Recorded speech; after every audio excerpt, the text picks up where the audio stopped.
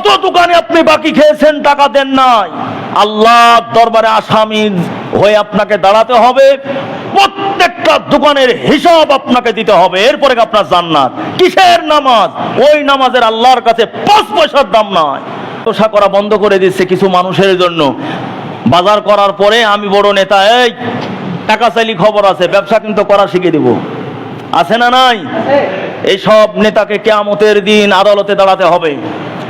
এবং কত দোকানে আপনি বাকি খেয়েছেন, টাকা দেন নাই, আল্লাহর দরবারে আসামি হয়ে আপনাকে দাঁড়াতে হবে।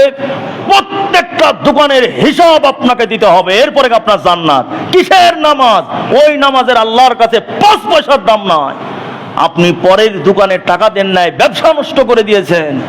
আল্লাহ রসুল কে আপনি যদি ভালোবাসতেন, তাহলে রসুল সাল্লাল্লাহু আলাইহি ওয়াসাল্লামের গুণ আপনার ভিতরে থাকতো। রসুল সাল্লাল্লাহু আলাইহি ওয়াসাল্লাম তো বলবে, আমি তো ব্যবসা করেছি, আমার কাছ থেকে তুমি আদর্শ গ্রহণ করো নাই, অতএব তুমি আমার উম্মত না। রসুল সাল্লাল্লাহু আলাইহি ওয়াসাল্লাম ব্যবসা করেছেন, সেই ব্যবসা সফলতার সাথে করেছেন।